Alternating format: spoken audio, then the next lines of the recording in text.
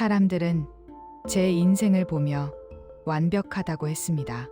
맨손으로 시작해 남편과 함께 일군 번듯한 중견 기업, 부족함 없이 자라 해외 명문대에서 유학 중인 아들, 그리고 무엇보다 50세가 넘은 나이에도 아침마다 제 볼에 입을 맞추며 출근하는 다정한 남편, 그리고 저를 친딸보다 더 아껴주시는 시어머니까지. 저는 제가 세상에서 가장 축복받은 여자라고 생각했습니다. 제 나이 지천명, 하늘의 뜻을 안다는 50살이 되던 해에 어느 가을날, 완벽하게 짜여 있던 제 삶의 무대 세트장이 산산조각 나기 전까지는 말입니다. 인생의 절반을 바친 사랑과 헌신이 얼마나 끔찍한 기만이었는지 깨닫는 데는 그리 오랜 시간이 걸리지 않았습니다. 여보, 오늘 퇴근 늦어요. 어머니 모시고 병원 정기검진 가는 날이잖아요. 상민이 들고 있는 전화기 너머로 다정한 목소리. 아, 맞다. 미안해, 여보. 오늘 거래처 중요한 접대가 있어서 내가 우리 딸 같은 예쁜 마누라한테 다 맡기고 내가 나쁜 남편이네. 주말에 내가 근사한 곳에서 저녁 살게. 어머니한테는 내가 따로 전화 드릴 테니까 조심해서 다녀와요. 사랑해. 그날도 남편은 평소처럼 다정했습니다. 하지만 전화를 끊고 난 후 묘한 위화감이 등줄기를 타고 흘렀습니다. 남편의 옷깃에서 아주 미세하게 배어있던 낯선 향수 냄새, 최근 들어 부쩍 잦아진 지방 출장, 그리고 언제부턴가 집 안에서도 절대 손에서 놓지 않는 스마트폰. 25년을 함께 살을 맞대고 살아온 아내의 직감은 경고음을 울리고 있었습니다. 저는 애써 불안을 억누르며 시어머니를 모시고 병원으로 향했습니다. 말자는 제이의 손을 쓰다듬으며 아이고, 우리 며느리 고생이 많다. 장민이 그놈은 바깥으로만 나돌고 늙은 시어미 수발은 내가 다드니 내가 너 없으면 어찌 살 거고. 너는 내 며느리가 아니라 친딸이다, 친딸. 제이는 희미하게 웃으며 아니에요, 어머니. 상민 씨도 회사 일로 바빠서 그런 건데요, 뭘. 어머니 건강하신 게 저 도와주시는 거예요. 시어머니는 제 손을 꼭 잡고 연신 고맙다고 하셨습니다. 하지만 진료실에 들어가신 어머니의 핸드폰이 대기실 의자에서 울렸을 때 저는 보지 말아야 할 것을 보고 말았습니다. 화면에 뜬 발신자는 우리 예쁜 둘째 며느리. 순간 숨이 멎는 듯했습니다. 상민 씨는 외동아들입니다. 둘째 며느리라니요? 떨리는 손으로 통화 버튼을 누르자 낯선 여자의 애교 섞인 목소리가 흘러나왔습니다. 어머니, 저 유라예요. 상민 오빠 오늘 우리 집으로 바로 퇴근한다고 해서 어머니 좋아하시는 전복죽 끓여놨는데 주말에 서진이 데리고 놀러 가도 되죠? 서진이가 할머니 보고 싶다고 난리예요. 아빠 언제 오냐고 목을 빼고 기다리고 있어요. 세상이 빙글빙글 도는 것 같았습니다. 상민 오빠, 우리 집, 그리고 서진이라는 아이의 이름. 머릿속이 하얗게 질렸지만 저는 본능적으로 통화 종료 버튼을 누르고 핸드폰을 제자리에 놓았습니다. 병원 문을 나서며 어머니의 뒷모습을 보는데 명치 끝에서부터 구역질이 올라왔습니다. 25년 동안 저를 친딸처럼 부르던 저 입으로 뒤에서는 다른 여자를 며느리라 부르고 있었던 것입니다. 그것도 남편의 핏줄로 추정되는 아이까지 낳은 여자를 말입니다. 그날 밤 저는 자는 척하며 밤 11시가 넘어 귀가한 남편을 지켜보았습니다. 술 냄새를 풍기며 들어왔지만 그의 와이셔츠 깃에서는 희미한 분유 냄새와 달콤한 향수 냄새가 섞여 났습니다. 샤워를 마치고 나온 남편은 제 옆에 누워 새근새근 잠이 들었습니다. 평소 같으면 안도감을 주었을 그 숨소리가 이제는 악마의 속삭임처럼 들렸습니다. 저는 울지 않았습니다. 눈물조차 아까웠습니다. 분노를 넘어선 차가운 이성이 머리를 지배하기 시작했습니다. 50대의 지혜란 감정에 휩쓸려 판을 망치지 않는 법을 아는 것입니다. 저는 다음 날부터 철저히 가면을 쓰고 조용히 움직이기 시작했습니다. 심부름 센터를 쓰지 않고 제가 직접 남편의 뒤를 밟았습니다. 일주일 뒤 남편의 차가 향한 곳은 서울 근교의 철저한 보안을 자랑하는 고급 타운하우스였습니다.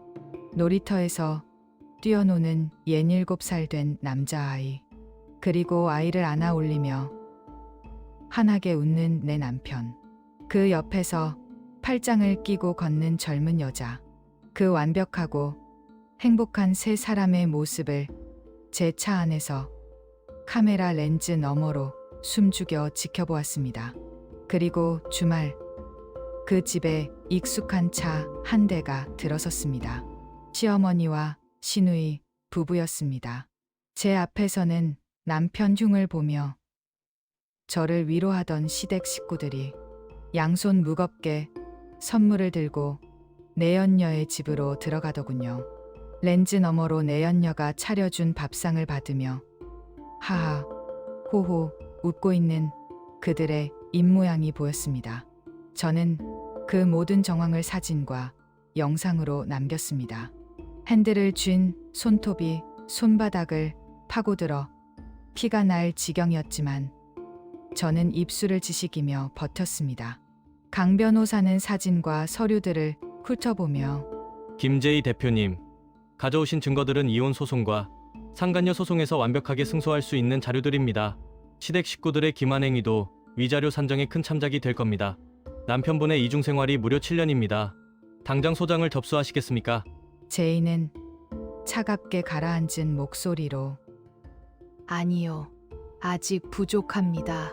저들이 제게서 무언가를 더 빼앗으려 한다는 정황을 포착했어요. 변호사님, 이혼이 목적이 아닙니다. 저들이 가진 모든 것을 잃고 서로를 물어뜯게 만드는 것이 제 목적입니다.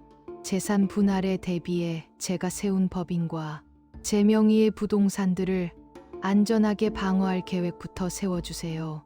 합법적인 테두리 안에서 그들이 제 돈 1원 한 푼 가져가지 못하게요.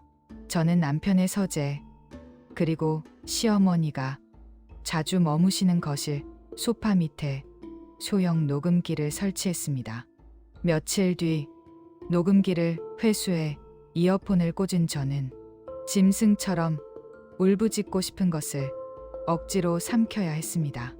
남편과 내연녀, 그리고 시어머니가 제 명의로 된 알짜배기 상가, 건물 2채와 회사 지분을 빼앗기 위해 모의를 하고 있었기 때문입니다. 유라의 녹음기, 음성이 들린다. 오빠, 언제까지 그 늙은 여자 비 맞추면서 살 거야? 우리 서진이 곧 학교 들어가. 언제까지 호적에도 못 올리고 숨어 살아야 해? 초등학교 입학식 날 아빠 없이 가게 할 거야? 어머니도 서진이가 본가에 당당하게 장손으로 들어오길 바라시잖아. 상민의 녹음기, 음성에 짜증 섞인 한숨을 쉬면서 말한다. 알아. 나도 미치겠어. 유라야, 조금만 참아. 하지만 지금 당장 이혼하자고 하면 그 여자가 재산 절반을 떼어달라고 할 텐데 회사가 그 여자 명의로 된 게 많아서 함부로 건드릴 수가 없어. 철저한 여자라 빈틈이 없단 말이야. 말자의 녹음기, 음성은 매우 서늘한 목소리로 이야기한다. 걱정 마라. 내가 그년 요즘 정신이 오락가락한다고 친척들이랑 모임에 소문을 다 내놨어. 갱년기, 우울증 약 먹는 거 그거 치매 초기 증상이라고 몰아가면 돼. 요즘 부쩍 깜빡깜빡한다고. 내가 분위기 잡고 있으니까 창민이 내가 슬쩍 서류 꾸며서 상가 명의부터 내 앞으로 돌려놔라. 그 독한 년 돈 냄새 맡으면 절대 그냥 안 물러난다. 아주 철저하게 미친년 만들어서 빈털터리로 쫓아내야 해. 며느리를 미치광이로 몰아 재산을 가로채고 위자료 한 푼 없이 쫓아내려는 그들의 악랄한 계획. 인간이 어디까지 추악해질 수 있는지 그 바닥을 본 기분이었습니다. 하지만 저는 펑펑 우는 대신 거울을 보며 오히려 미소를 지었습니다. 적이 어떻게 움직일지 알면 함정을 파는 것은 아주 쉬운 일이니까요. 저는 다음 말부터 시어머니 앞에서는 더욱 맹한 척, 약에 취한 척 연기를 시작했습니다. 찌개를 끓이다 불을 끄는 것을 잊어버리거나 현관문 비밀번호를 잊은 척하며 남편에게 전화를 걸기도 했습니다. 제이는 불안한 목소리로 연기하며 여보, 나 어떡하지? 집 앞인데 비밀번호가 기억이 안 나. 나 요즘 왜 이러지? 머릿속에 안개가 낀 것 같아. 상민은 속으로 쾌재를 부르는 듯한 다정한 목소리로 이야기한다. 여보, 진정해. 우울증약 부작용일 수도 있어. 내가 지금 갈 테니까 거기 가만히 있어. 내일 당장 큰 병원 가보자. 응? 남편과 시어머니는 제 증상이 심해진다며 겉으로는 걱정하는 척했지만 뒤돌아서서 짓는 그 비열한 미소를 저는 놓치지 않았습니다. 시어머니는 정체불명의 한약을 지어와 머리 맑아지는 약이라며 제게 억지로 먹이려 했습니다. 저는 감사하다며 약을 받아들고는 매일 아침 싱크대 하수구에 그 쓰디쓴 물을 쏟아버렸습니다. 그들이 안심하고 제 뒤통수를 칠 준비를 하는 동안 저 역시 회사에서 은밀하게 움직였습니다. 대표님, 말씀하신 대로 강남 상가 두 채에 걸려 있던 근저당과 법인 대출권 모두 박상민 대표의 개인 보증으로 슬쩍 돌려놓는 작업 마쳤습니다. 명의를 이전받는 순간 100억 원의 채무를 온전히 본인이 떠안게 되는 구조입니다. 그리고 대표님 명의의 알짜 지분들은 이미 페이퍼 컴퍼니와 해외 신탁으로 합법적인 이동을 끝냈습니다. 박 대표는 지금 회사가 얼마나 비어있는지 전혀 눈치채지 못하고 있습니다. 고마워요, 박 이사님. 남편이 횡령한 회사 공급 내역은요? 지난 5년간 내연료 타운하우스 매입 자금, 매월 생활비, 외제차 리스 비용 등 회사 법인카드로 유용한 내역과 비자금, 횡령 증거 모두 확보했습니다. 당장 검찰에 넘겨도 구속 수사감입니다. 계절이 바뀌어 겨울이 되었습니다. 유학 중이던 아들이 방학을 맞아 잠시 귀국한 날이었습니다. 남편은 아들 앞에서도 세상에서 가장 다정하고 완벽한 아버지를 연기했습니다. 남편이 출근한 뒤 저는 아들의 방으로 가 조용히 상황을 설명하고 지난 7년간의 모든 증거를 보여주었습니다. 충격에 빠져 덜덜 떠는 아들을 안아주며 저는 단호하게 말했습니다. 아들, 아빠의 추악한 죄를 내가 감당하거나 부끄러워할 필요는 없어. 엄마는 무너지지 않아. 이건 엄마의 전쟁이고 엄마가 알아서 끝낼 테니 너는 흔들리지 말고 내 삶에 집중해. 알겠니? 지훈아. 아들은 굵은 눈물을 뚝뚝 흘리며 제 이마에 입을 맞추었습니다. 엄마의 어떤 결정이든 그게 설령 아빠를 파멸시키는 일이라 해도 100% 지지할게요. 엄마. 제게 필요한 유일한 허락이 떨어진 셈이었습니다. 며칠 뒤 남편이 마침내 미끼를 물었습니다. 상민은 서류 봉투를 내밀며 걱정스러운 척하며 여보, 요즘 당신 건강도 안 좋고 깜빡깜빡하잖아. 강남 상가 건물, 그거 세입자들 관리하기 힘들 텐데 내 명의로 잠깐 돌려놓는 게 어때? 세금 문제도 있고 해서 내가 알아서 관리할게. 당신은 이제 집에서 편하게 쉬어. 여기 명의 이전 서류에 도장만 찍으면 돼. 제이는 초점 없는 눈빛을 연기하며 그래요? 당신이 그렇게까지 신경 써주니 고맙네. 내가 요즘 정신이 없어서 숫자만 보면 머리가 아파. 도장 여기 있어요. 알아서 잘 처리해줘요. 남편은 속으로 환호성을 질렀을 겁니다. 제가 서류를 제대로 읽지도 않고 인감 도장을 내어주었으니까요. 하지만 그 서류는 단순한 명의 이전 서류가 아니라 막대한 채무를 남편 개인이 고스란히 떠안게 되는 근저당 채무 인수 동의서가 섞여 있었습니다. 이 사실을 모르는 남편은 곧바로 내연녀의 타운하우스로 달려가 샴페인을 터뜨리며 축배를 들더군요. 이제 모든 준비가 끝났습니다. 저는 시댁 식구들 모두를 제가 예약한 최고급 한정식집으로 초대했습니다. 제 생일 파티를 핑계 삼아서요. 고급스러운 한정식집의 프라이빗 룸, 시어머니와 남편, 그리고 눈치 없이 신이 난 시누이 부부들까지 모두 모였습니다. 최고급 요리가 코스로 나오고 분위기가 무르익을 무렵이었습니다. 아이고, 우리 며느리 생일이라고 이렇게 비싼 밥을 다 사고. 상민아, 내가 며느리한테 선물은 든든하게 했냐? 아픈 며느리 잘 챙겨라. 그럼요, 어머니. 우리 여보가 최고인데. 상민은 제이의 손을 잡으며 여보, 생일 축하해. 그리고 그동안 고마웠어. 사랑해. 제이는 잡힌 손을 부드럽게 빼내며 감사해요. 여보, 그리고 어머님, 저도 두 분을 위해 특별한 선물을 준비했어요. 요즘 어머니가 많이 외로우신 것 같아서 제가 특별히 새 식구를 한 명 불렀거든요. 제가 손짓하자 룸의 미닫이 문이 스르륵 열렸습니다. 그리고 한껏 차려입은 내연녀 이유라가 서진이의 손을 잡고 들어왔습니다. 상민 씨가 떨어뜨린 숟가락이 쨍그랑 소리를 내며 굴러갔습니다.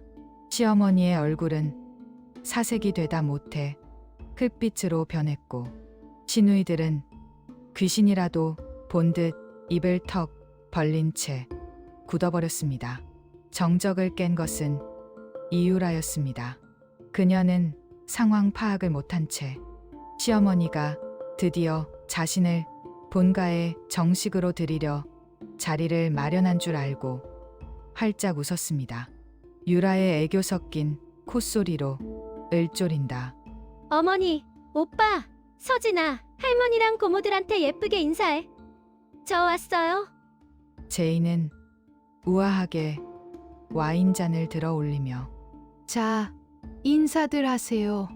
어머니가 뒤에서 애지중지하시던 우리 예쁜 둘째 며느리와 장손이잖아요. 남편이 무려 7년 동안 이중 생활을 하며 저 몰래 지극정성으로 키운 당신들의 진짜 가족. 제가 이 기쁜 자리에 안 부를 수가 없었죠.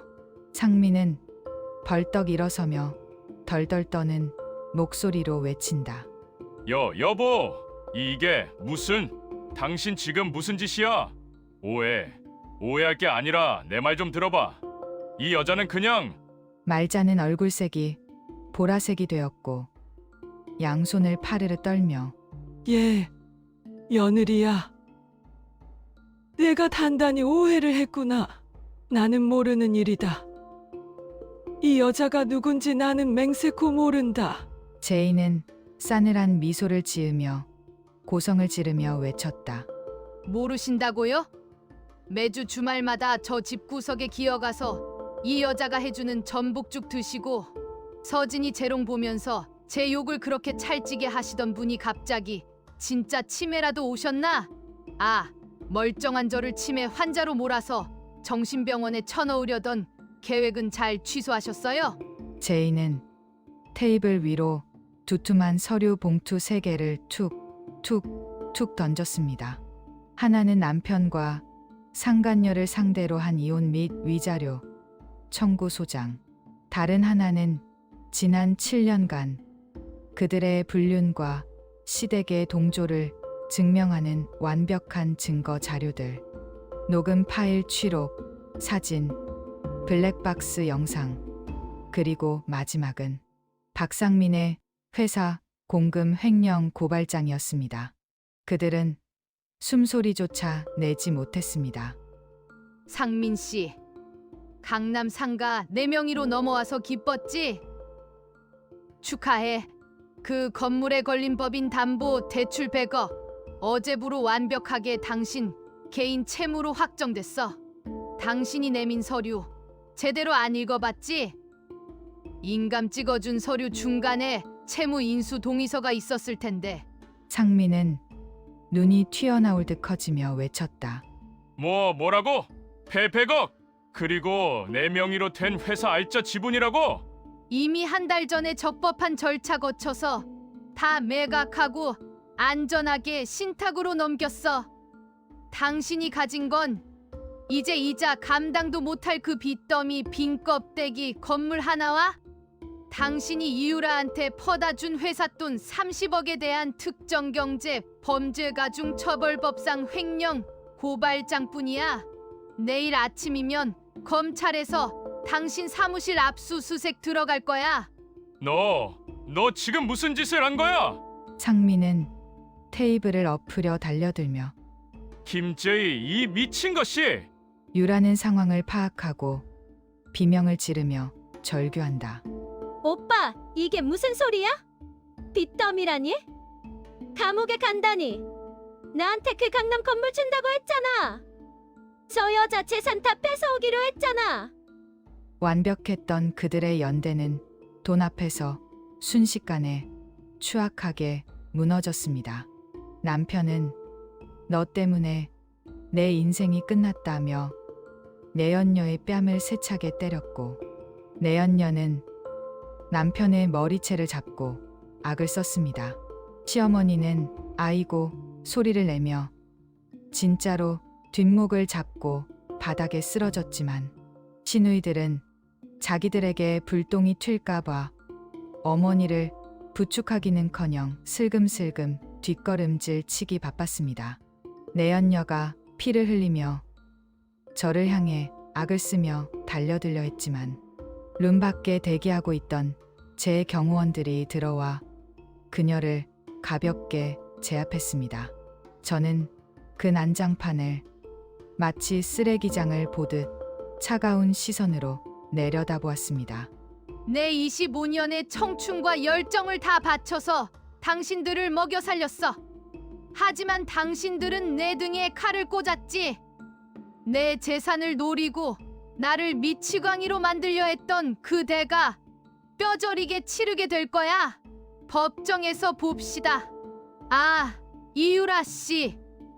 당신이 남편한테 받은 타운하우스 명예, 그거 당신 남자 돈이 아니라 회사 공금 횡령해서 산 범죄 수익이라 조만간 가압류 들어갈 거야. 길거리에 나 앉기 싫으면 지금부터라도 마트 계산대 일자리라도 알아보는 게 좋을 거야. 당신 명품백 팔아서 변호사 선임해야 할 테니까. 저는 뒤도 돌아보지 않고 그곳을 빠져나왔습니다. 차가운 겨울바람이 얼굴을 스쳤지만 제 마음은 그 어느 때보다 뜨겁고 또 홀가분했습니다. 25년이라는 끔찍한 굴레를 내 손으로 끊어낸 순간이었습니다. 그로부터 3년의 시간이 흘렀습니다. 이혼 소송은 당연하게도 저희 완벽한 승리로 끝났습니다. 법정에서 위자료 최고액 판결이 나왔지만 남편은 이미 100억 원의 채무를 감당하지 못해 파산 선고를 받았습니다. 거기에 더해 횡령 배임 혐의가 인정되어 현재 차가운 교도소 독방에서 징역 5년의 실형을 살고 있습니다. 끝까지 사랑을 부르짖던 내연녀 이유라는 어찌 되었을까요?